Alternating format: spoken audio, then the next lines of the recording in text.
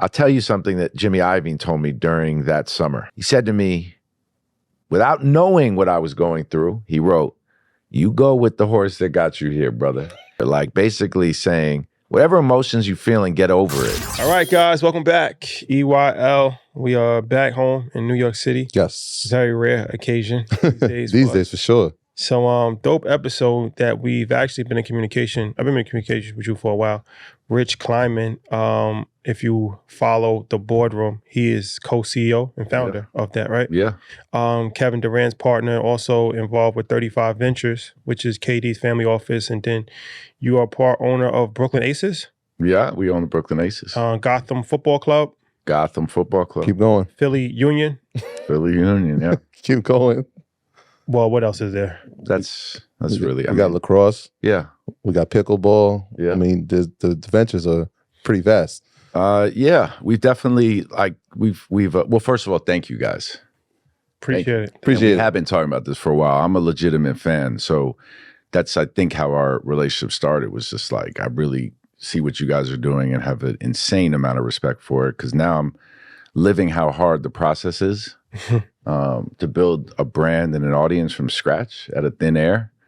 It's as difficult as anything I've done in my career or tried to do in my career. So I have an insane amount of respect for you guys. But yeah, like sports, just bullish. And I think when the pandemic hit, all of a sudden you could see that there was this value on sports beyond the major four sports, and that there was real fan bases and players that, you know, were at the highest level, no different than KD is at basketball. So we've invested in that. So, all right. So where does it start? Where does your career start, and where does your passion for sports start, and how do you start working with KD and getting into all these different ventures? Yeah, I mean, I grew up in New York, so you guys understand, like in the 90s, late 80s, I was able to sit and get this like firsthand view of hip hop exploding in the city, and was also just a fan of basketball and sports in general. I really just studied it. Like I truly studied it. I played. I mean, I was everyone that grew up with me would say I was an athlete, but I never like at any point really believed I had the ability to like be a professional athlete or even a D1 athlete. Like I wanted to play D1 basketball. And as soon as I realized I couldn't, I was like, man, fuck basketball. You know, it's like I didn't even allow myself to enjoy like maybe continuing on to play. But did you play against someone and you're like, no, that's a different level? Yeah, a lot of people. I mean, I think it was like, I still feel like there's like a big difference between like where my skill level was. I thought I was a good shooter. I could handle the ball. I knew the game, but athletically, I just couldn't compete with like where I wanted to play. You know what I'm saying? Like I couldn't stick anyone. There was a time I went to play at Riverside Church, and it was like I just scrimmaged with a bunch of guys, and I didn't even want to continue the process. And I shot the lights out. We was just talking about Riverside and Gauchos. We was watching It Is What It Is, Cam and Mace. He was talking about he used to play for Riverside and Gauchos, and that brought back memories because I used to play for Riverside and Gauchos. So that little church, the church was big, but the little gym inside the church, that was a legendary situation. Legendary. And when I went there, it's funny, I didn't leave though and be like, fuck basketball though. You know what I'm saying? Like I loved everybody I was watching around. I liked that energy that was at the church that day. Like I liked seeing people sitting on the floor, hanging over the balcony, and I just liked the energy about the game. So it was never that. So I knew I would somehow follow sports, but without a college education and without a mentor or without, you know, any real guidance, I just tried to stay around the world of sports and the world of music as much as I could and meet as many people as I could from the time I was like, can remember. And it just so happened that music was where I found openings for myself earlier on in my career. Yeah, very similar. I realized early, I said, how can I stay around sports? So my thing was like, I'll be a trainer or I'll be a therapist, physical therapist, and that'll be it. I ended up teaching sports and being phys ed. So I had to transition into something else. But the music part is interesting because your career pretty much starts in that realm before it gets to sports. Obviously, sports is something that you love, but music, talk about that. Who the person was, or who were the people, first jobs that you had inside the music industry that kind of got you into believing, all right, this is something I could really make a career of?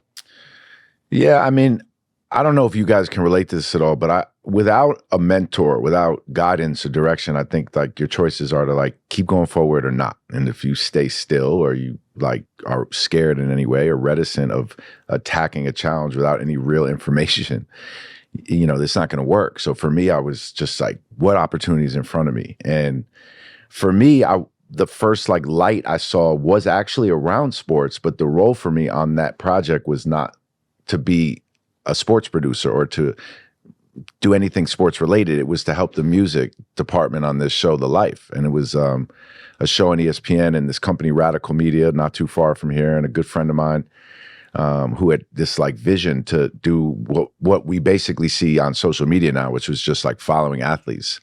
But they needed a music soundtrack to the whole show. And I just saw a dollar amount they allocated towards music.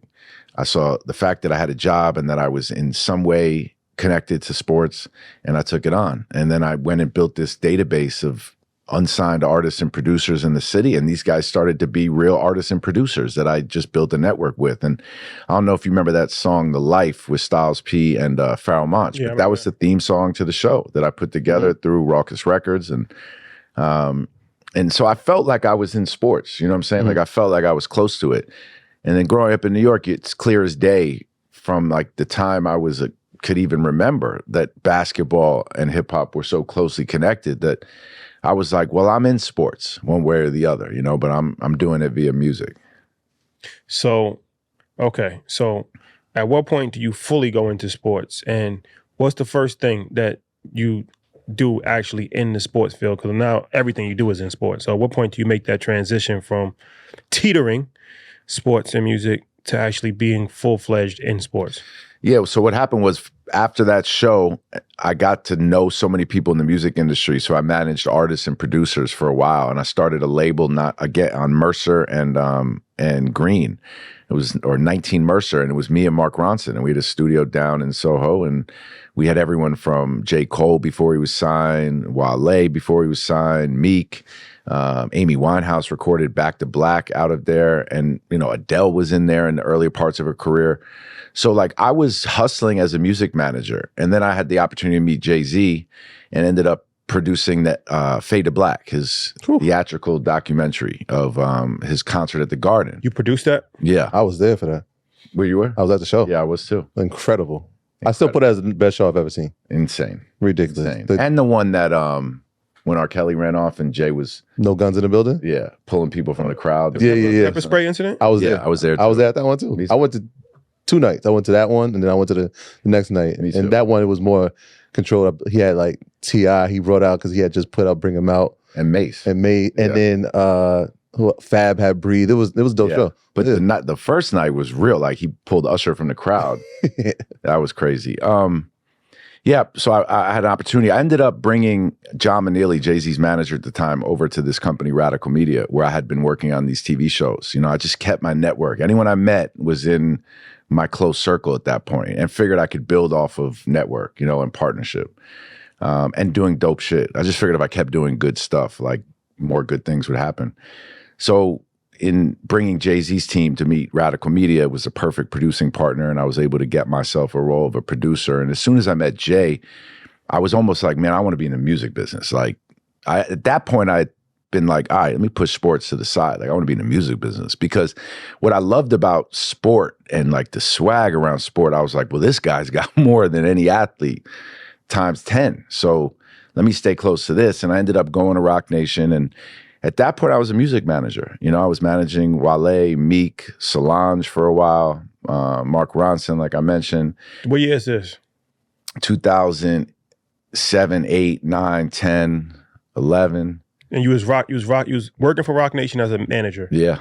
For Meek and all these different people. Yeah, till 2012. And then in 2012, my network had grown, and I was more of like a presence in the music game, but really like still just had my artists and was trying to build my business because I was building my family at the time. And I wouldn't say that my motivation was any less than it's always been, but it was a different pace I was moving at. You know, I wanted to be present, and I knew that like that attitude I talked about, running full speed ahead, maybe I had to like do it at different speeds certain times in my life. So I was really just a music manager. And when I started to get the itch to be like, I want, like, you know, you either have that feeling or you don't, because my job was great. Like, I was living the life. I was working for one of my idols and was learning every day.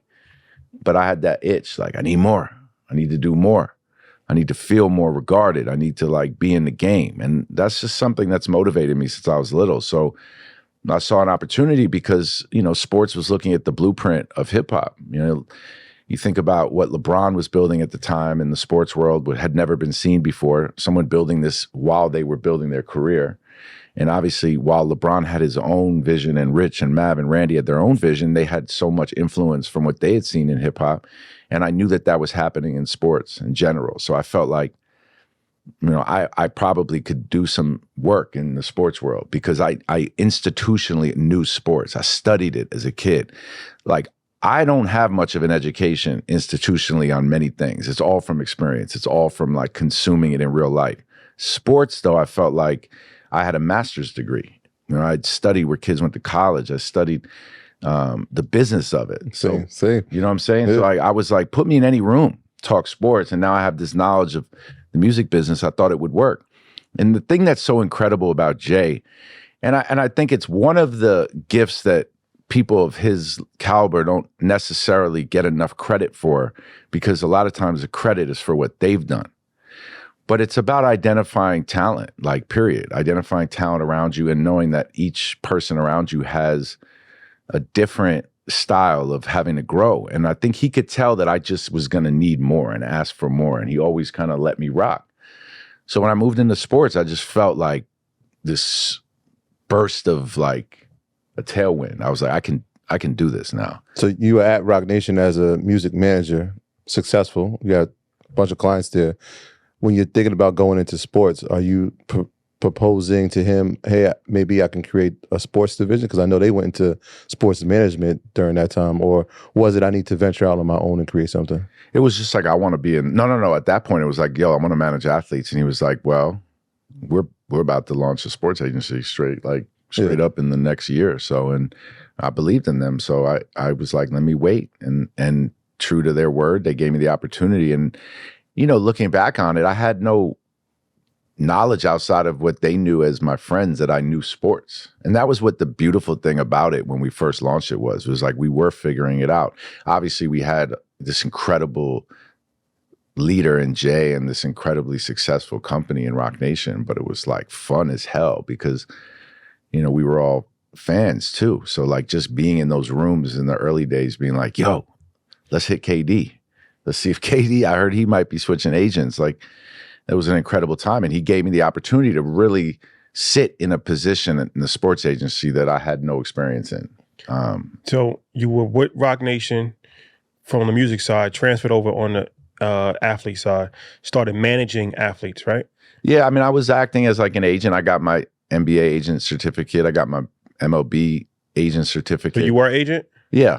So you were an NFL and baseball agent? I never got my NFL certificate. I got my baseball and my NBA. Baseball, NBA. Yeah. But I was working with everyone. Des Bryant at the time, Victor Cruz, CeCe Sabathia, Skylar Diggins, Geno Smith, KD. We had a bunch of young NBA guys, Willie Cauley-Stein, Justice Winslow. Those are, like, the early days. Yeah, right. Yeah, I remember Geno. I remember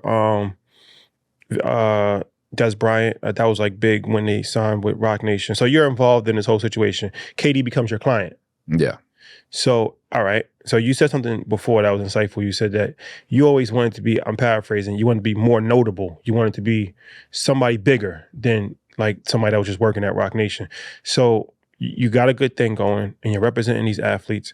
But when do you become an entrepreneur? Like, when do you break out and start, like, leave the nest of Rock Nation, and, like, what's your first venture on your own? Well, I know what you mean, but I always was an entrepreneur. Like, that shit was boiling inside of me from the time I was born. And I think it's because maybe I didn't have much of an education. I didn't have a very, like, structured, sturdy, loving home that I was like, I want some validation. I want some fucking, like, recognition. And for me, it was by having an incredible network around me my whole life. I was like, let me have as many people around me as I can. And then number two was, you know, feeling like I could accomplish something. And the thing that I really took to early was, like, hustling, like, and not hustling like drug dealing hustling, but hustling like, what can I make a business of? Like, I had a business when I was 7 years old called Lawyer Kid. The idea was to represent kids who didn't know how to talk to their parents. And I was like, come to me. I used to tell my friends at school, come to me. I'll help you out. And then I was like, got a new toy or someone bought me something. You know, everyone, you buy your kids' friends toys and you're thinking like, you have no idea if they have 4 of them unless there's someone close to you. Well, I was the kid that if I had 2 of them or I didn't like it, I was like, let's go downstairs and sell it. Just sell it on the street. And it wasn't because I wanted the money. It was because I looked at the hot dog stand guy. I looked at the guy who ran this store on my corner called Baronet, and I thought that shit was incredible. Like, you built this store, you got all this product in here, and you got to sell it, and you're making money. And I just felt like that was a level of respect that I wanted to have in my life. So as I got older and more involved in work, what I noticed was what didn't fulfill it for me was just simply getting a deal done. And I didn't want to be notable in the way that I wanted people to actually know my face. I wanted people to know that I was really, really good at work, really, really good at my job. And what that meant in hip hop and sports was the certain level of notoriety. You know what I'm saying? Yeah. So as you transition into the management, agent side of it, I wonder, because you said that you didn't have experience. So who are you? Are you shadowing somebody? Like, who's the mentor in that space that you're going on when you're early days getting the Willie Cauley-Steins, these first round draft picks? Because I remember these days, Geno Smith, you said Skylar Diggins, KD. Who are you going to these meetings with, and what are you learning as you're going? Well, I'm learning as I go, period. So it's like, you know, obviously the people around me, I could watch Jay, I could watch Juan, I could watch the people in the office, but I'd done that my whole career. So like every time I brought an artist to a record executive and I pitched them certain beats and songs and albums, I sat in so many A&R meetings when I was coming up, playing beat CDs while people are on their phone, on their two-way, on their fucking laptop, paying me no mind. Selling artists. I used to have like the artist Bibles I'd put together. You go in there and they just say no to you. But every meeting I was like, I'm watching it like a hawk, and I'm watching everyone's instincts, and I'm watching the conversation, and I'm learning and reading people. So the next time I know what I got to do differently, and next time I know not to waste anyone's time or waste my own time when I could already tell in their face that they're not feeling it. And that was just instilled in me to keep watching, keep learning. And as I did that, as I got around more successful people, it was just more game to pick up, you know, and it was more of an opportunity to just watch, learn, and then activate. And that's kind of how I do. I mean, I watch you guys, and I watch all my peers, and I'm able to pick things up, and I'm able to sit there and go like, that shit is really dope, and like, I'll never forget it. Period. I'll never forget it. So, okay, let's talk about the Boardroom, right? Boardroom is a company that you guys started, you and KD, and it's a media company built around athletes, right? Is that correct? Built around the business of sports and you know, I think some parts of entertainment as well. Okay. Talk about starting that, why that was an idea that you wanted to start and getting that up and running. Yeah. Well, so when I ultimately started my own business with Kevin, it was investing, and it was managing his business and managing his Nike business and helping him build out his foundation and everything that he's doing in PG County. And it was like building that family office at 35 Ventures. And we had a lot of deal flow and a lot of opportunity. And we were, you know, working on TV and film projects. And what I realized was that I needed a way to storytell around what we were doing. First, that was my first thing, was like, we're in a climate now through social media that had become so present in everyone's life at the time, and the need to be able to storytell and position what you were doing in your business as much as just doing it. This is 2016? Yeah. Okay.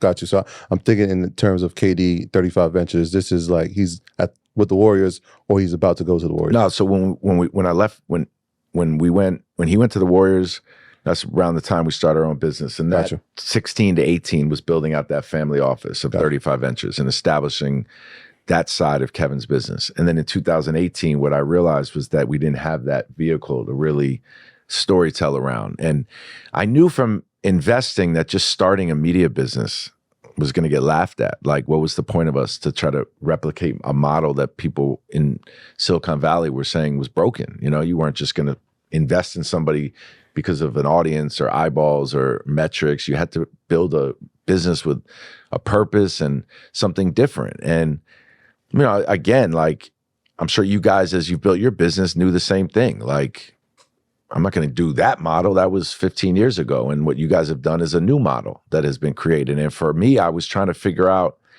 what it was that made Kevin and I different. If I could figure that out, then I think that would allow us to start something that at least would embody us. And then that would have to be authentic because it's us.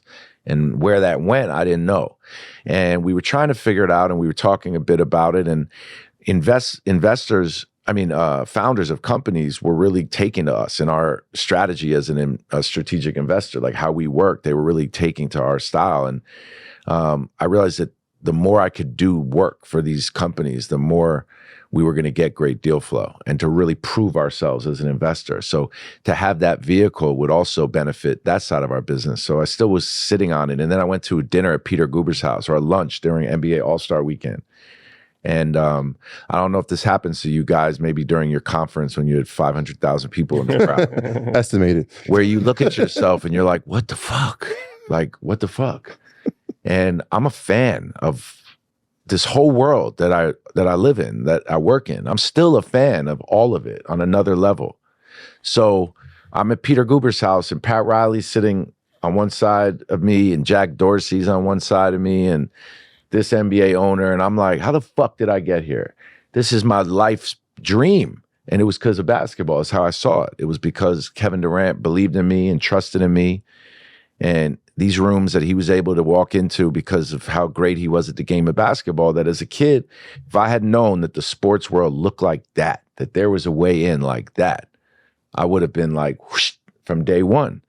So I said, let me create a brand that really represents that there's a world around sports and entertainment where it all makes sense, where people in the boardroom are wearing sweats, where everyone's different colors, different genders.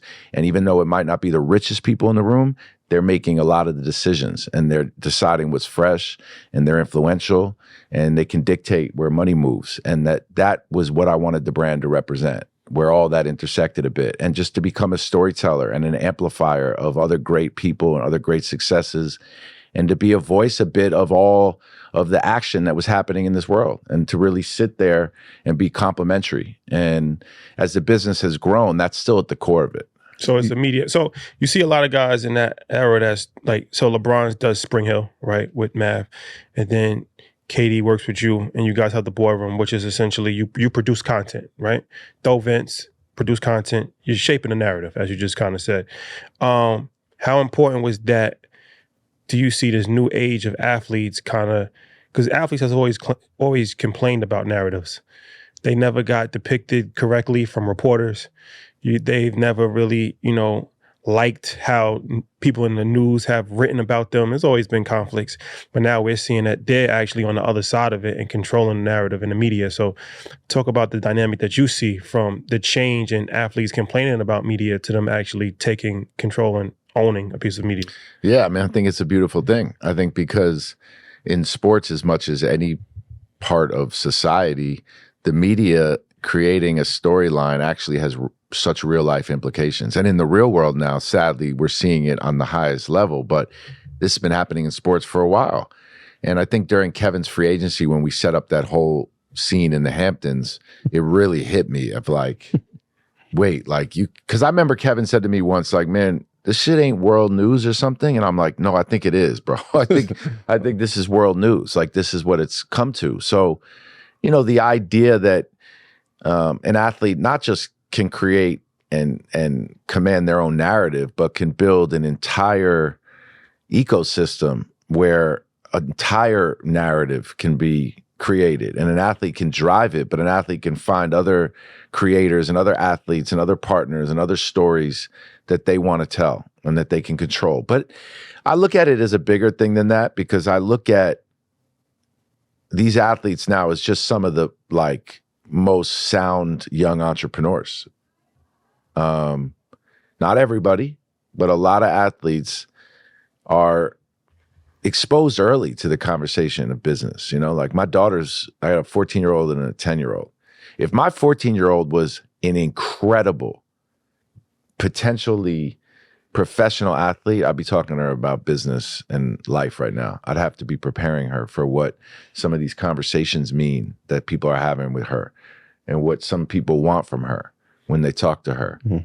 And then all of a sudden now at 14 years old, she'd be like really way ahead of the curve in terms of how to approach business and life and people.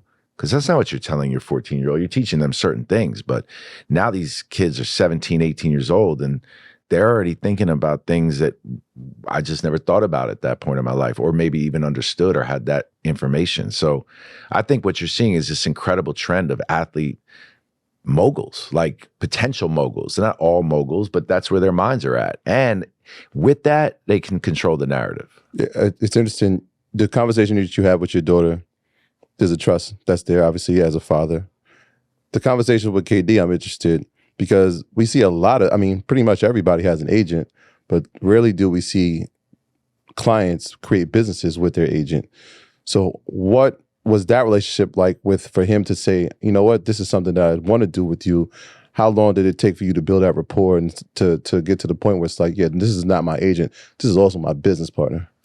Yeah. I guess just in business time, 4 years, 2012 to around 2015, actually. So 3 years. But I had met Kevin his rookie year through Wale, who I was managing at the time, and they're both from the DMV.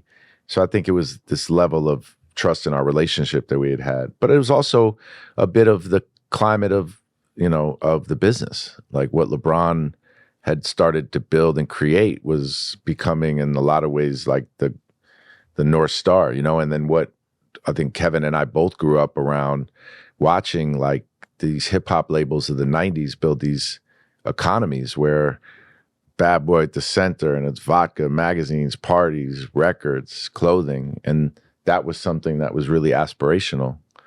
I think that was something, that was at the core of a lot of that era of athletes thinking about their business. And then, in a lot of ways being able to say, all right, well, I can control all of this. Like I sit at the center of this economy, and there's ways to build business all around it. And I think then the natural evolution was that because of the trust we had as his agent and someone that I knew for a while, there was a confidence that that we could do something together. Yeah, I would say I see the pieces of it, right? Like how you just built out that ecosystem. You talked about Bad Boy, what LeBron and Mav and Rich and Randy have been able to do. But I even hear like the Jeter part, because prior to Players Tribune, there wasn't the voice of the athlete. And so like, these are all the influences. Let me now create our version of it and add some different aspects. Yeah, without question. Actually, a good point, because I think Players Tribune was very much ahead of its time. And if you think about, we announced Kevin's first free agency 2016 through Players Tribune, and we were investors at the time. I remember we were on the set of a commercial with American Family Insurance, and it was Kevin, Jeter, and JJ Watt, and we were talking to Jeter about the free agency, and he was like, look, man, he's like, you own a piece of Players Tribune. Why would you even contemplate putting out his free agency anywhere else? So, it was obvious, but it was like, of course, like, you're right. And, we were able to control it. It's still to this day used as that, like, picture that every time a team wins, they like make a little meme about it. But at the time, that was the exact point, that we controlled it. We told the story, we chose the photos, we decided the timing, and that was a inspiring like moment and realization. And then obviously watching what Uninterrupted and Spring Hill did. And I think what's happening now is that like you have to find your space and your differentiation, and there's going to be a lot of people that are going to probably watch or already watch what you guys have built. And if they try to model it exactly like the two of you, it's not going to work. If they try to be the two of you, it's not going to work. But if they take some inspiration from what the two of you have done and mold it into their own and show respect from where they're taking the inspiration, then I think that's a beautiful thing. So let's talk about the family office.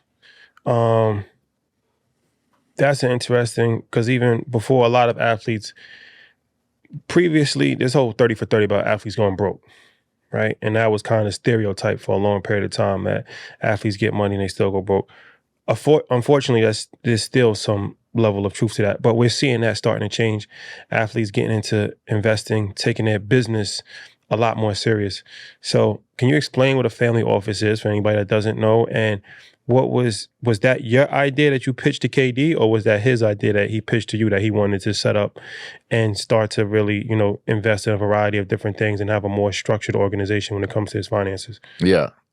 Well, I mean, I guess the way we look at Kevin's family office is that, Kevin generates money from a multitude of places, on court, Nike, investments in public markets, investments in private equity, investments in venture.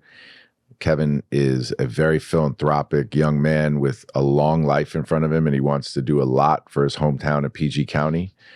And then there's also just like the business of operating an athlete's life at the highest level, which is trainers and chefs and the amount of movement they do. He doesn't have a family currently. So, during the summer, he's moving and working out in different places and traveling. And what we were able to do is build a company around that. That's whole sole purpose was building generational wealth for Kevin, building philanthropic legacy in PG County, managing the people in his life that handle public stocks, that handle private equity.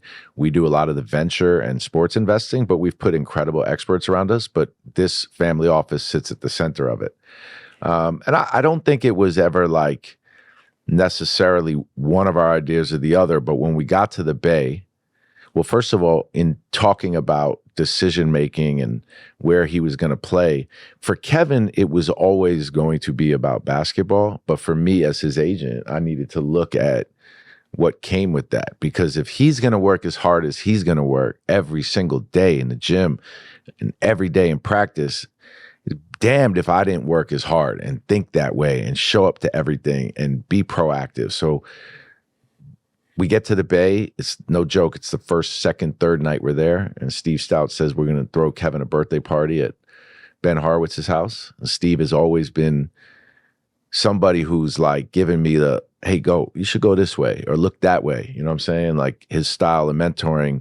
He's an incredible friend of mine, 20 plus years, but like mentoring comes in different shapes and sizes. It's not like, yo, come on, man, it's our Monday morning breakfast. Let me give you the game. It's just like little nods or little things to consider. And he was like, yo, we're going to throw this dinner for Kevin.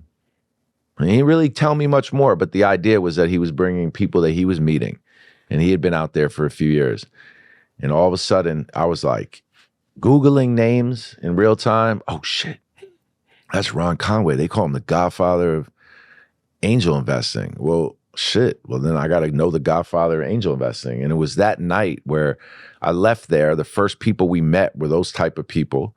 And the next day I followed up on every relationship. And then every time I sat down for dinner and I said, someone said to me, where do you guys want to focus? You think about early stage, Series A, Series B? I said, do me a favor. Tell me what all that means quick.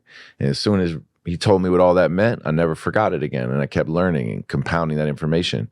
And all of a sudden we were investing. You know what I'm saying? I didn't have institutional knowledge of it, but I had a great instinct. I could read people. Kevin and I would share ideas and share thoughts. We'd sit with founders and companies that we understood. If it was something that was over our head or something that we couldn't relate to, it didn't matter if we were going to miss it. We just started building it. And that all of a sudden it was like, shit, this is at the core of our business right now, is that we're getting great deal flow, we're respectful of the process, and we're good investors once we invest. So that was kind of how that side of our business started. And when Boardroom started to take off and I saw all the possibilities around Boardroom, like any media business, you start seeing it works and it's hopefully limitless. Do conferences, products, subscription, TV, film, but you built the brand at the core. In order for us to go and do that and take a chance on something, it's not like we're innovating. We just built a brand for ourselves and something that we hope can grow and be something that's truly respected. But I had to make sure Kevin's business was tight because that's like how we got here. You know what I'm saying? And I wanted to make sure it was clear that like the respect I have for that side of Kevin's business, the family office, I was never going to take my eye off of. So that's kind of how we. So you manage the situation, kinda. You overlook the family. Like, so who, all right, he has a lawyer. He has a financial advisor. Oh yeah, I forgot I'm honoring your leisure. I'm gonna break down this details. He's got. This is gonna be a slide on board. Public stock portfolio managers. Okay. We have somebody in the camp that works with us on private equity deals, later stage investments, sports investments and properties, but my eyes are on it all. I talked to Kevin about it all. We're all a pretty seamless team. There's venture, which my office, the 35V office, does a lot of that work. And then there's Kevin's philanthropic kind of like two sides to that. His father runs Team Durant, which is his AAU organization. His mother runs the Durant Family Foundation. We have a standalone building in PG County called the Durant Center, where there's a college track program at the ground floor, which is a partnership with Emerson Collective and Lorene Jobs. And then there's the Durant Family Foundation offices in there as well. And then Kevin has a lifetime deal with Nike, and he's on his 17th shoe that will come out next summer. So we're on 16 right now. So that all operates within that family office. And then all of those people, his lawyer, his business manager that's paying bills and doing estate planning and insurance and paying chefs and security, they work with us as well. And then we have like our private equity guy. That's a lot. That is a lot. That's a hell of a portfolio. I wonder, as you're building this portfolio out, is there a vision to say, you know what? Because people don't mention KD as the next billion-dollar athlete, but based on everything that we're seeing from a business standpoint, the trajectory is right there. Are there strategic goals and how to reach those goals? Is that part of the planning as well? Yeah. Well, it sucks that he's not, because he should be as much as anybody. Exactly. You know what I'm saying? I think because he's quiet. He doesn't really talk. He's not really on social. Yeah, I want to get to the talking part too, because good.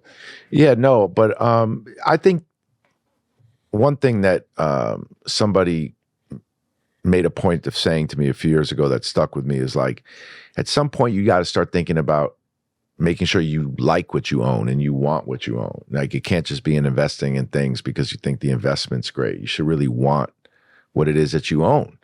So I think for us, like, that's been part of the strategy. It's like, all right, you've built this incredible core base where, because of your hard work and your gifts and your skills, you were able to make an insane amount of money on the court.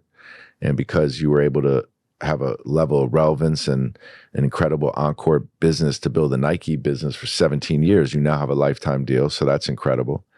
And you've put great people around you to build your wealth upon wealth.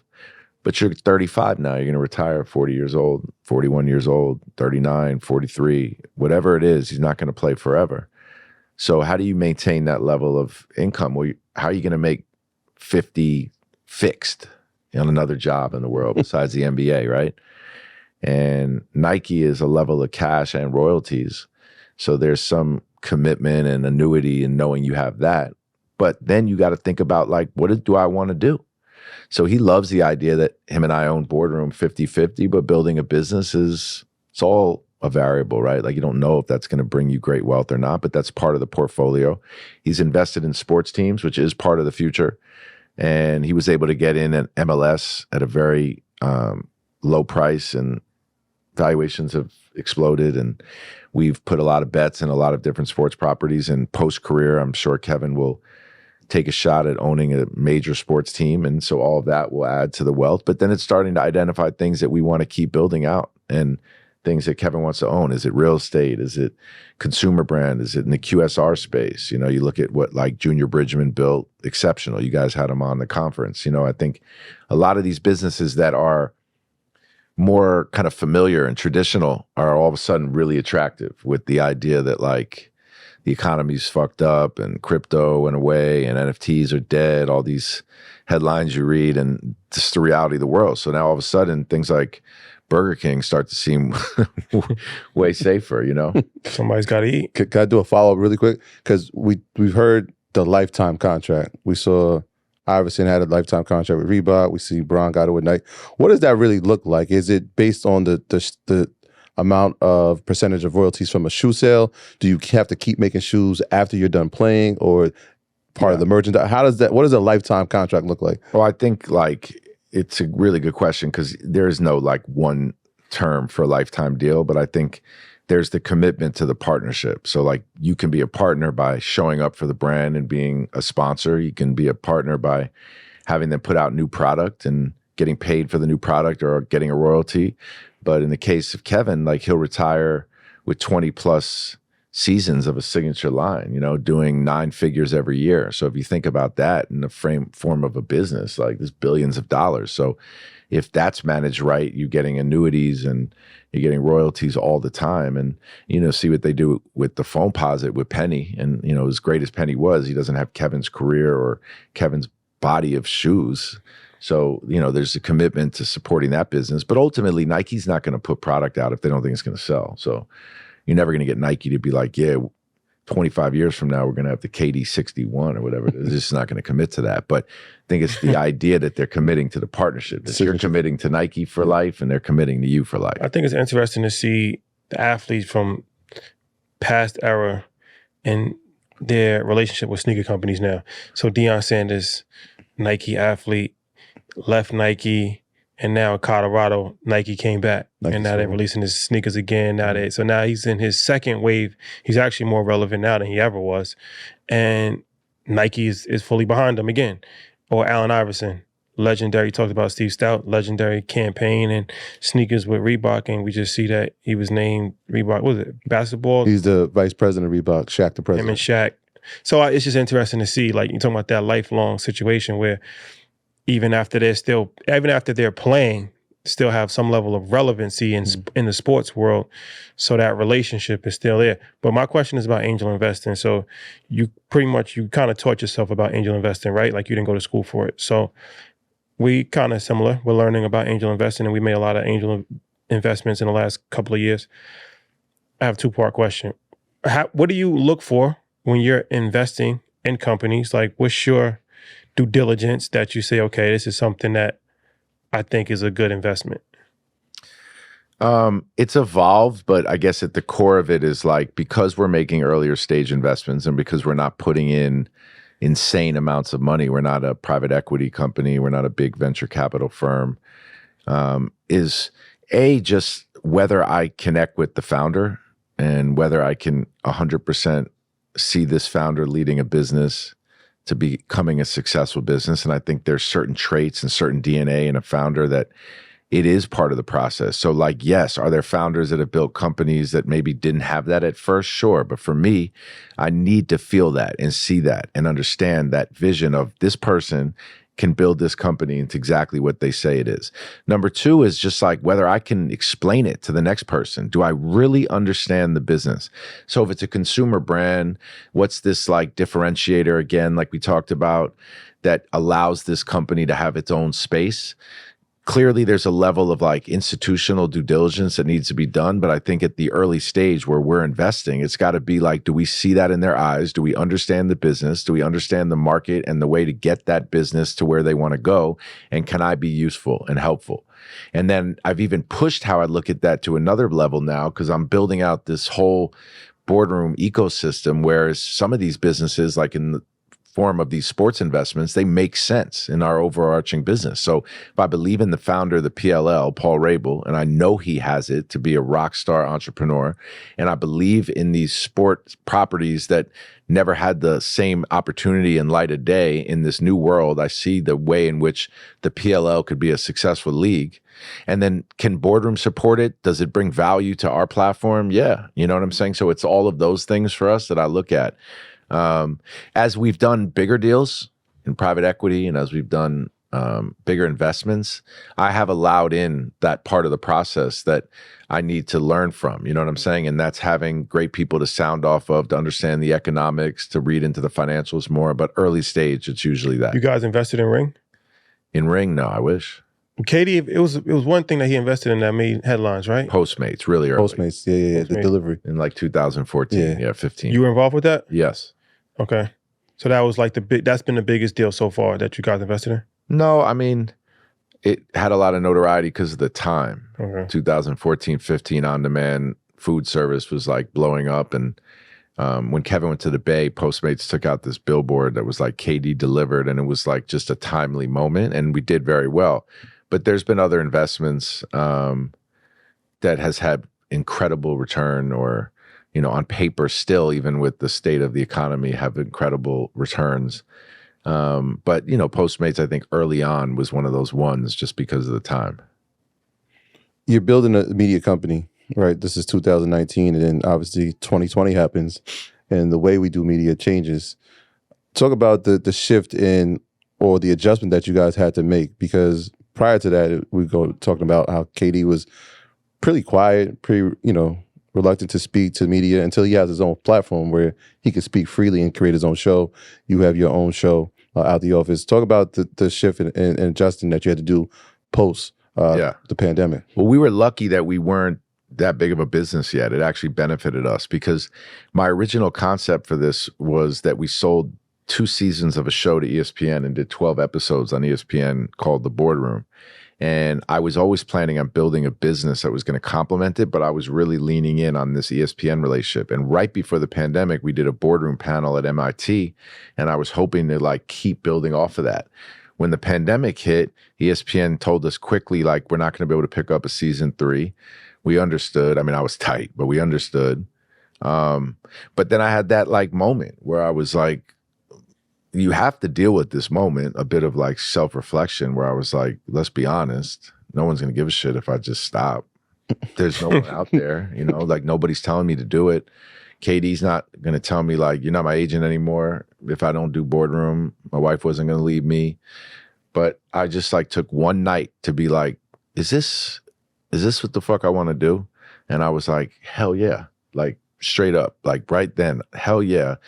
This is the word, boardroom. This is going to be the phrase. This is going to be the brand that's kind of going to be on my back now, where I make this new part of my journey. And I wanted to build a brand around it. And I have a hard time even saying media company. I mean, I think for me now, it's really like a brand that we built, and where it shows up and what I can do with it now, I don't know. The media side of it can power it all. The media can make everything we do bigger and louder, and I can control the narrative, like you said. But I see it as a brand now that we're building, and for me, that moment, I was like, all right, yes, I'm going to do this. This is exactly what I want to do. Mm-hmm. So, okay. Premier Lacrosse League, right? You guys, you had a street lacrosse event. Yeah. We actually went to it a few weeks ago. In the rain. Yes, sir. What's your involvement with lacrosse? And it's very interesting because it was like street ball lacrosse. That's the comparison I can kind of give to it. And I found out that it's actually been picking up a lot of steam, and it's becoming very popular. How did you get involved with lacrosse, and what's your involvement in that lacrosse league? Yeah, I mean, I don't have a close connection to the sport of lacrosse at all. But I was able to meet Paul. I love sports. He's the head of Paul Rabel is the founder and CEO. Him and his brother, they're co-founders. And I was able to learn a lot more about Paul through JayZ, because JayZ is very involved in lacrosse as a sport. His whole family is. And Brooklyn Nets. Yes, sir. Yep, owner of the Brooklyn Nets. So in paying attention to it and seeing and watching some of the games, I saw exactly what I needed to see. Was here was this ravenous community. Here was this fan base that loved the sport. Here were athletes that were elite at what they did, the best in the world. And here was this founder that was not only an incredible player, but was carrying this league on its back. So from an investment standpoint, I was like, I'm in, and I believe in this. But what I then started to realize in dealing with Paul was what would we bring to it? What could Boardroom bring to it? And when he told me this idea around street lacrosse, we instantly realized, let's make it feel like the Rucker.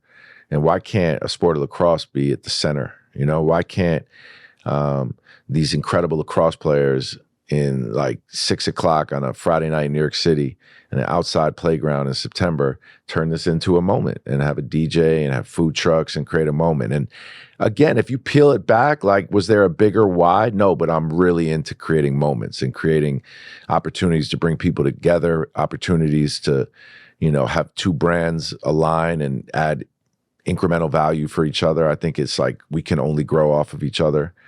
So it was that feeling of here are some of the best athletes in the world, and let's create a moment that's our style. And I feel like we did that. I mean, I hope you guys had a good time. It was a rainy night in New York, but it felt like that a little bit. That was good. It was good energy. At the time, I mean, it's New York Fashion Week. Yeah. The timing of it was great. Is that the similar vision when you looked at pickleball? Because even now, I studied sports pedagogy, and pickleball is something that I played in school.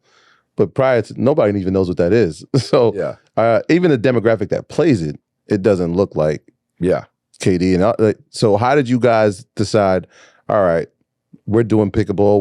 Was the influence from other athletes? I know Tom Brady's involved. There's some other athletes that were buying teams. And what's the vision for that? Well, a lot of this shit comes out of curiosity. But for me, during the summer of 2022, when Kevin, it became public that Kevin wanted to get traded, that summer, I was using pickleball as my stress reliever, and I was playing all the time. And doubles, yeah, like intense games with friends of mine and peers of mine, and like a lot of things. And I bet you guys have similar experiences. Like you're in the middle of something, and all of a sudden your mind races to like, what's the business of this? Like, what is this? I'm not just going to play this. I want to know it all.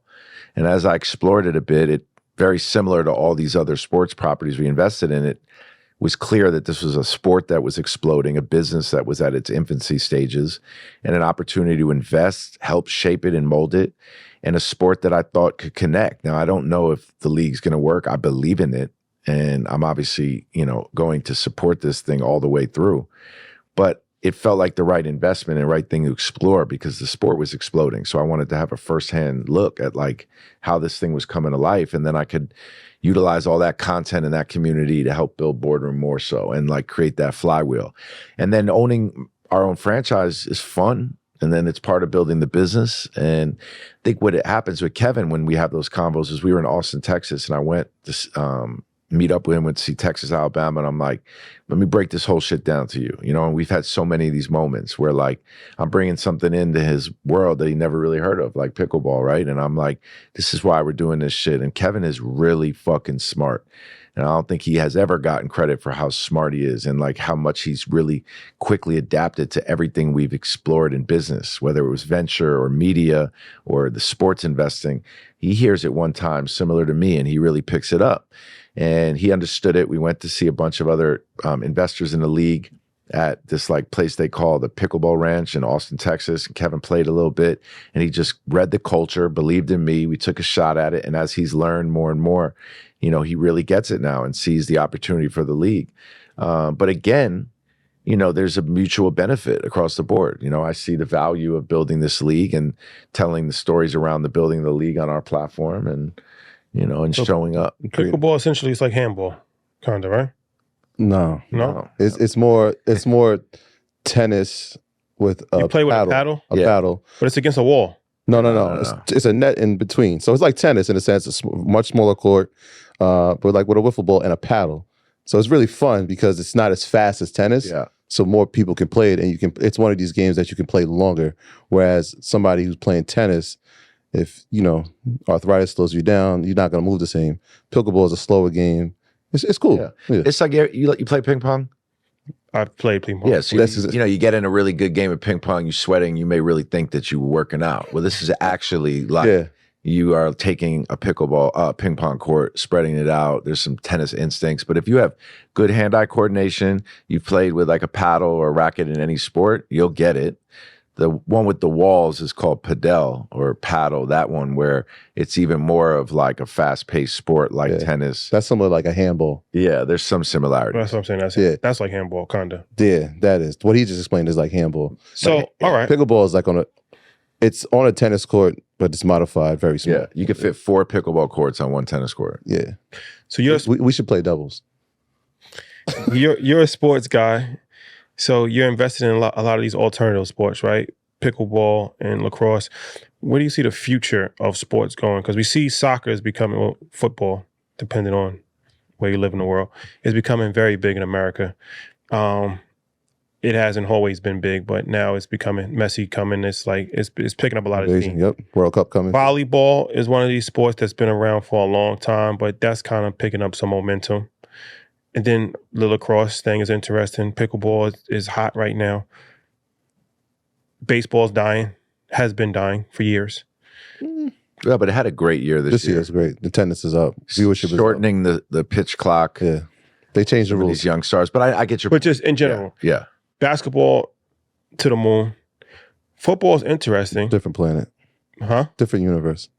football? Well, it's a 50-year plan for football because youth participation in football is drastically declining. Yes. So even though it's still number one in America, there's no international presence really. Youth participation is declining. Like my son plays football, 7th and 8th grade team. He's the only 7th grader on the team because none of the other 7th graders' parents will let them play. So at some point, football is gonna have to get a little concerned. So what's your thoughts on the future of sports and the ecosystem of where we're at right now? Yeah, I mean, I'm going to have a very optimistic view because it's the world I'm in and I love it. Even as it relates to football, I saw that, the Olympic Committee is allowing flag football in, right? And I think from a global expansion. 2028 in LA. 2028, I think that's good for the sport.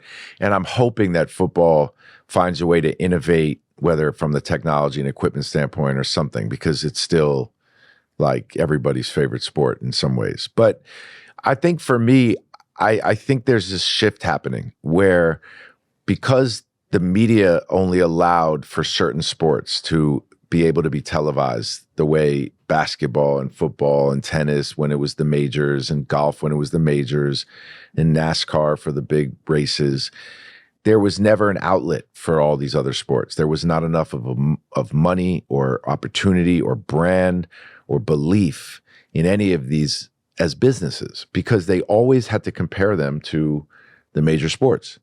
Well, now all of a sudden, there's this premium on experience and real life moments and fan engagement and being able to create that sense of community. So I think that gives all of these sports opportunities in the physical. Then from a media standpoint, with all of these different ways to stream content and break up rights and all the multitude of outlets that there are, all of these sports now have opportunities. You saw the NWSL, the Women's Soccer League, just got a big media deal. CBS, Yep. And the fact that it's one of the only live occurrences left, it brings an insane amount of value to streaming services and to broadcast TV or whatever's left of it. And there's communities. They're not the size of the NBA, but they're communities that love these sports. And then the number one reason is these are the best in the world at what they do. And I'm just like, somehow, some way, if you have the best in the world at what they do, there's has to be puzzle pieces there to create a business around it. Best female softball players in the world. I was in Chicago in August at the Athletes Unlimited event that they did for their softball league.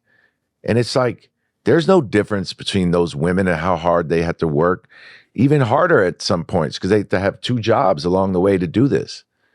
And I think that there's a world in which if you're the best in the world at what you do, that there's a business there. So I'm bullish on all of them. So I wonder from how you're strategically laying this out, the ownership piece is very important, and you own your own franchises. Like you said, in pickleball, right? You're doing it with MLS. You had DC United, I'm sure. No, Philly Union. Philly Union, I'm sorry. I'm thinking DC because KD. We tried that first, but they didn't want us in the same way. That's Yo Gotti. Yeah, Yo Gotti, yes.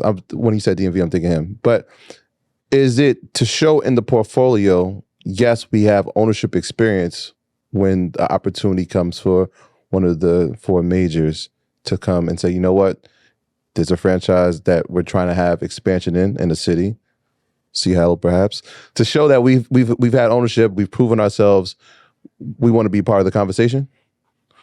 Silver lining, I think. Like, yes, but no. It's not the reason for the investments, but it's a great added bonus that we can sit in on board meetings and understand the economics of a franchise and understand the way these franchises are built and how media deals are done. So yes, I think there's a great knowledge base that, Kevin can take from this into potentially owning a professional sports team in one of the majors.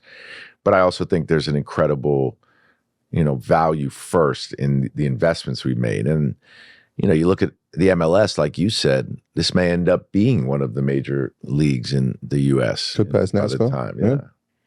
So you got an event coming up with Visa. Yeah. And little baby, Mike Rubin's going to be in attendance. What is that and what should people expect from that? Well, I mean, I think I'm hoping to do as many of those type of events throughout the year. Again, I think our style of doing these things may not be at the scale of what you guys just did, which again, I told you, I commend you for it every way, like just getting there, pulling it off, having that many people in the room, the conversations, the panelists you had. But I think for us, it's like we've seen these places where we can really impact. So for something like that, it's going to be about curating a really small, intimate room of really influential people, having a conversation on stage as if it was a night out, like truly like going to the theater. And it'll be a fireside chat that I'll moderate, and you'll feel like it's a vibe a bit more than if you were just at a conference. And even the conference we did this past summer with CNBC, which was, I guess, our version of a bigger conference, I think it was a perfect blend of like the credibility and like the institution of a major business network, and then like the vibe and the people we brought to the room and the energy in the room. So it's just another of multitude things you'll see of us taking boardroom into real life. As far as in-person experiences. Yeah. So that's important to your vision for the company. It's as important as anything. I really think that that's where we're at our best. I think that people really value that. I think there's a lot to learn from connectivity and building your network and access. You know, when people ask you, and I'm sure you guys get asked this, like, what would you tell a young entrepreneur? And it's like, I don't have anything to say to a young entrepreneur. And I don't mean that to be disrespectful, because all those other lines are so cliche, like build your network, man. Like, I think working is good advice. And I know that sounds like boring, but you know, back in the day, I would have given a ridiculous answer. And now I'm like, I think the one missing ingredient from a lot of entrepreneurs is they don't actually want to do the work. Like, you really have to do the work. Like, there is no skipping the step. But I think for us, you know, I think for us, what I've realized is like my skill set, and one of the things I can do is bring people together. And if I can create those moments of connectivity and network and offer them up, then that's better than just like telling somebody like, go build your network. So I hope to have a nice mix of people in the room where it's not like just 100 people that you may never get a chance to talk to. It's going to be a blend of people that are young and up and coming, people that are successful, people that are looking for young and up and coming people. When is it? November 9th. Can anybody come? No, and I fucked up and posted the flyer today, and it got yelled at. But you two can. I hope hopefully you're both here. November 9th? Yeah. So it's just like invite only. Yeah, but I don't know what came over me this morning. You posted it this morning? Yeah, and then people were hitting me up like, yo, put me down +3. And I'm like, what am I doing? What did I do here? I actually saw it. I saw it went, and then the CC Sabathia cover story came right after that. Yeah, I quickly went to that. I don't know what happened to me this morning, man. But yeah. It's interesting because even in the conferences, there's still a musical theme, right? There are still musicians that are part of it. Talk about the importance of blending those two worlds where you see, obviously you can have Michael Rubin, but you can have Little Baby. Even with the conference you had during the summer, Travis Scott was part of it. Yep. So talk about infusing those two worlds. Well, I mean, I miss the music business now, which is crazy because it's like I find myself, you know, I'm still Kevin's agent, but I have gotten away from being an agent and representing talent. And I've really gotten more into building a brand and investing and being entrepreneurial. And, you know, that's still that like pull that I love about the music industry. I think now I can kind of fulfill myself with by telling stories around some of the same things in music that I do in sports, and shedding light on some of the people and some of the partnerships and some of the companies and the labels in the music world like I have with sports. And then as we build more of these events and these moments, you know, also integrating musicians and labels and streaming services into what we're doing, and starting to shed a little bit of light on that side of the music business from our vantage point. And it's not going to be the same as what Hits Daily Double or, you know, a BT or All Hip Hop. I don't even know who the music platforms are. But for us, it'll be kind of always rooted in sports, but it'll be the vantage point of that what we see the music industry. So I don't watch TV, but I was interesting because I think it was Megan, who's the head of A16Z Cultural Leadership Fund. I think she was the one that was advocating. Somebody was advocating for this show called Swagger. Yeah. And they were saying that it was like the best show arguably ever created. That's you guys' show, right? Yeah. So now I'm interested to watch the show. Thank you. I haven't watched it, but I've heard that it was exceptional. So how did that come about? And walk us through Swagger for anybody that has not been familiar with it. Yeah. You're like, I don't watch TV. I don't stream either. But so this is a good example of, I guess, knowing yourself and like knowing what you can bring to a situation, what you can. And at this time in our career, this was 2017. Kevin and I, in all of our conversations and all of our travels, I would hear so much about his rec center growing up. And it was almost like everything that happened in his life as a kid was happening in the backdrop of this rec center. And then it, like, one day I said, man, like, what are we going to do? Like, this rec center is everything. And he was like, we got to do something. And conversation like kept going. And we somehow were like, found this idea of Friday Night Lights was this like cult classic. It kind of showed you what Friday night football and like football in the state of Texas was like. And people fell in love with these characters and grew up with these characters. So there's no real true similarity, but there was something about that that stuck with us, and we kept saying it. And then we kept talking about this idea for the show, and it was evolving in different ways. And then Kevin and I went to Google Camp in 2017 in Sicily. Incredible experience. And What's that?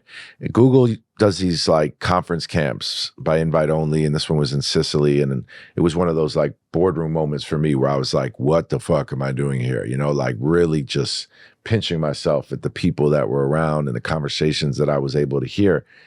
And Brian Grazer was there. So we went up to him and we said, we want to do something that is like Friday Night Lights. You created, or you were a part of building Friday Night Lights. And Kevin's got this story to tell about his rec center. So we partnered with Imagine. And my point about like knowing where you're at is, you know, a lot of people wouldn't understand why I had to partner with another production company. But the reason I had to partner was because I didn't have that infrastructure then. I didn't have that knowledge then. I didn't have the clout then. And Brian did, and he believed in us, and we partnered with him, and he taught us so much. And Brian's company is Imagine, him and Ron Howard. And then we set out to get a writer, and we found Reggie Blythewood, who's just incredible. And we were able to sell Swagger to Apple. And season 1 took place during the pandemic, and we actually wrote everything in real time. Masks, the pandemic, the protests, and it was all in season 1. But it didn't connect the same way that it has now. And season 2 connected on another level. And I hear that a lot. And it's just such a special project. And like, I've never felt as proud as I did of like being a part of something as like finishing season 2 and feeling like, oh my God, I played a small part of this. So it's about the rec center? It's loosely based on that and loosely based on Kevin's life. What it ultimately turned into was like based in Prince George's County, Maryland. It picks up with this AAU team. And this past year, they were seniors in high school. But in season 1, it picks up with this AAU team and the different AAU coaches and the relationships and life. And basketball's the backdrop, but it's this like... So it's all kinds of different street elements. Yes, there's girls involved. Family, girls people getting paid under the table. Yes. College coaches coming in. All companies. That. And then season 2, it's about like relationships and kids figuring out like about loyalty and sticking with your team and sticking up for coaches and injustices and having to do all that while still maintaining this like love of the game. And then if we get a season 3, hopefully they'll go on to the next stage again. Season 3 will be on the way. Another piece of art that you put together that we are proud of, being from New York City Point Gods. Yes. Talk about that, being from New York, obviously loving sports. And I wonder if there are... Point Gods. What's that? Point Gods. Yeah, there are a few point guards from our generation that I'm sure were, hey, why weren't we part of this? So yeah, talk about that. Who wasn't a part of it? I think everybody was a part of it. Well, it stopped. Yeah, it stopped. So who was the last one? It never Jelly Fam? We didn't get there. No, we didn't get Jelly Fam in there. No, nah. That's the point. That's what I'm saying. Stop. So Sebastian's not there. It was 80s, 90s. Sebastian's not part of it. Omar Cook, Dre Barrett's not part of it. Oh, the Trinity, the Holy Trinity. Yeah, but Tariq Brown, Tariq Brown, Omar Cook. So Tariq Brown was interviewed in it. Omar Cook was interviewed in it. But so we didn't. In it. Yeah, no, interviewed in it, but we did not cover them. And the idea for it was that there was an era in time in the 80s and 90s where I grew up watching them. So again, like from an authenticity standpoint, that was the story I felt like I had a vested interest in. A vested interest in, number one. Number two, I feel like whatever happened before, which was obviously Bob Cousy, Lenny Wilkins, Tiny Archibald, like these are legends. Yeah. They inspired this era. This era went on to inspire that era. But this era, we were referring to as cultural superheroes, people that I believed were direct results of hip hop and basketball coming together. Yeah. And that was Kenny Smith, Mark Jackson, Kenny Anderson, God Sham God, Skip to My Lou, Rod Strickland, and Stephon Marbury. And that was this 80s, 90s era. And I'm not sure if I'm missing anyone. That may be the most proud of anything I've ever worked on that I've been. And that was because Mark Jackson was my idol growing up. Every one of these dudes was my idol. Absolutely idolized them. Went to Golden Hoops, waited out line, went everywhere to watch these guys play.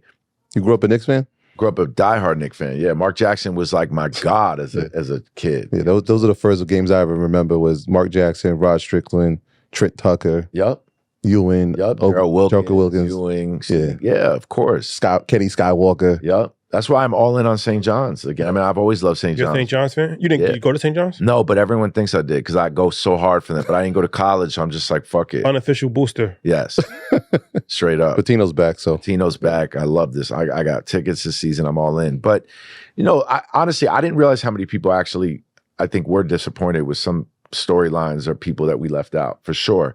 And I also felt like there were some people that felt like why y'all making it? You know what I'm saying? Mm-hmm. And we wanted to make it. But I think what I've learned is that that's unavoidable and that I actually did make it.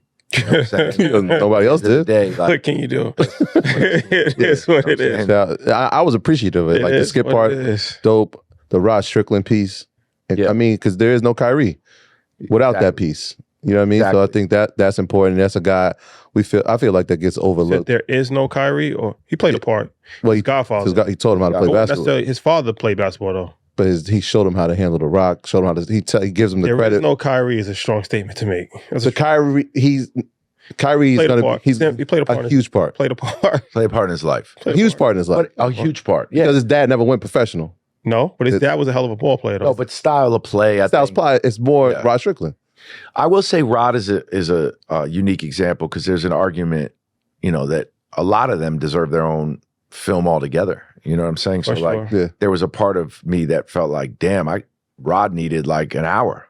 Yeah. Like his significance and the respect that people have for him. And Stephon just had the film that Cootie and Chike did that we were able actually to produce with them. A kid from Coney Island. And then obviously I would do a movie on Mark if he wanted. But the idea of that was just like that era, that moment, that feeling. And the Cameron Shamgod dynamic in the film that's dope. Is the example of what the essence of the film was. He's in Riverside when y'all did it. And that connection between the two of them, the memories, the stories of the shoes with the, with the lip on it. Did you ever had those? People wanted to. Yeah, I had those. So we used to with the joints that. Yeah, I had those. Yeah, he said just walked around in them all the time. Shamgar? Yeah. So, all right. Who's the best New York City? Who's the best New York City point guard ever in history? Who's yours? I know who mine is. Who is yours? I don't want to taint the conversation by saying mine. Okay. Well, I'll be consistent with my entire life, and I'll just say Mark Jackson because he's my favorite player ever. I will say, though, that what I got feedback-wise from people was that Kenny Anderson, Rod Strickland, and Marbury were different. That was my okay. For sure. So mine, I wasn't old enough to fully appreciate Kenny Anderson and Rod Strickland, but Stephon Marbury's impact different. Everybody knew him. He's coming down, shooting from half court. He had the part. You gotta realize he actually transcended basketball. He had the part in the middle of his head. Everybody started doing that. Good stuff. That's a fact. Steph, I think, has to be the greatest New York City point guard, and he actually had a hell of a career. It's unfortunate the later part of his career, it kind of got a little derailed, but he had a second run in China. He's actually a legend. Legend, yeah. So, this is going to be, this is my camera? Zoom in here. This is going to be a rare moment in the history of Earn Your Leisure where I will 1000% agree with Rashad. Wow. Steph Marbury, to me, Wow. is But the greatest point guard that New York City has seen. But I will say this. But Kenny Anderson is incredible as well. The buzz around Kenny Anderson. That was my brother's favorite player growing up. I will say this. Sebastian Telfair is the best movie I've ever seen when it comes to sports. Through the Fire? That's actually unbelievable. That was hard. That was dope. That was hard. Well, you didn't see Point Guards though, did you? He don't stream and he don't watch I didn't TV. See it. I didn't see it. Yeah, I'm just I mean, I don't watch TV. No. I watched it a few times. I have to watch. No, I want to watch Is it. the Sebastian Joint the only movie you've ever seen? It was Hoop Dream It was Hoop Dreams and that, and then he stopped watching it after that. That's so No more ball movies. No, I want to see Point Guards. That's actually something that I'm very interested in seeing because I saw the premiere. Yeah. And I knew a lot of people that was at the premiere. I didn't get invited, but That's another story. that's a different story for a different thing. I would. Me, but I to didn't be get fair, invited. we wasn't all, we didn't know each other like that. For then. sure. Yeah. For sure. You're right. But I will say that New York City is predicated on street ball.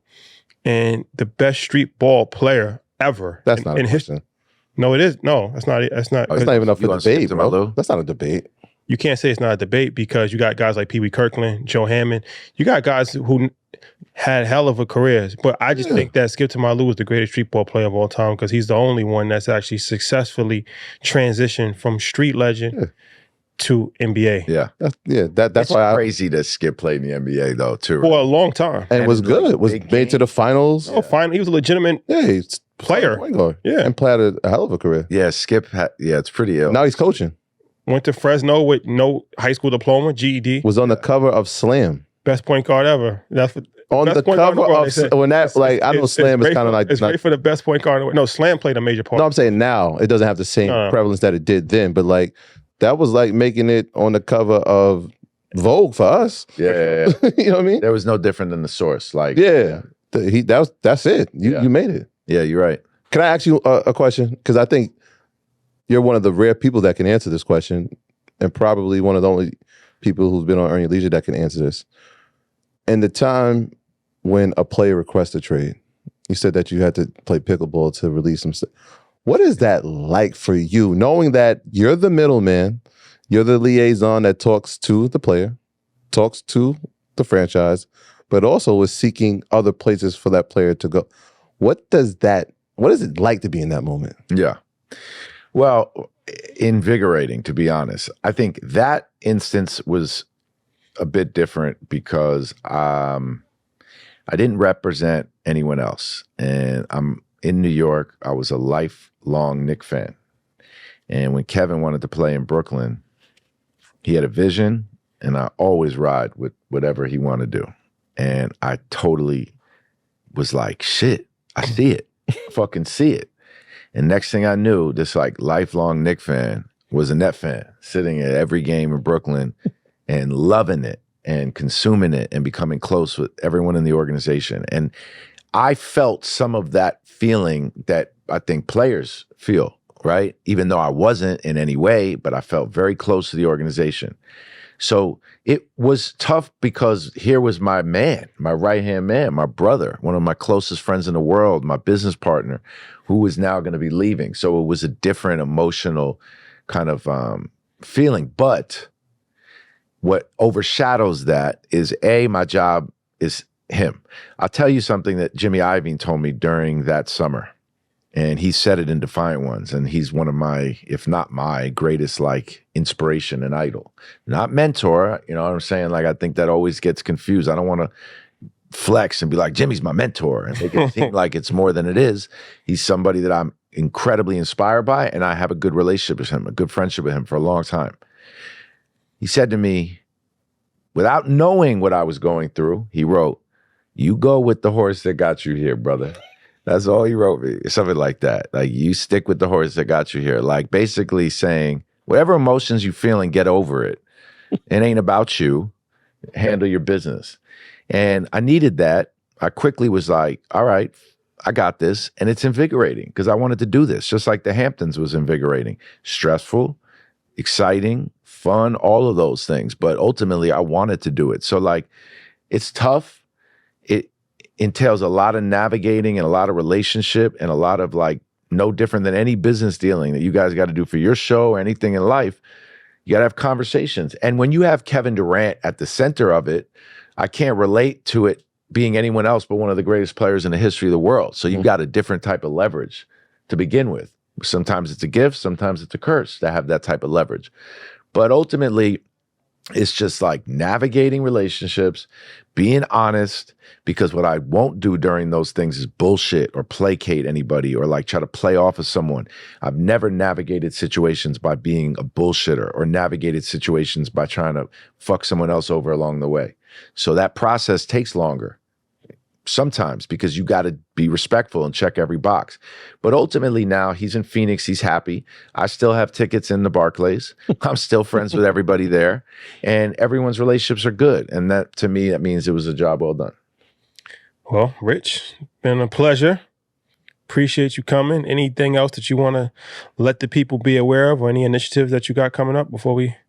Nah, you guys took care of me and brought up everything, and I appreciate you guys, and it's been fun to be on the show.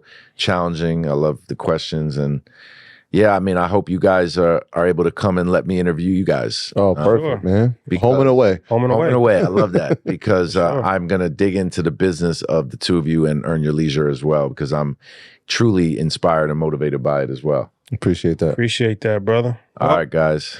Thank you guys for rocking with us. We'll see you next week. Peace. Peace.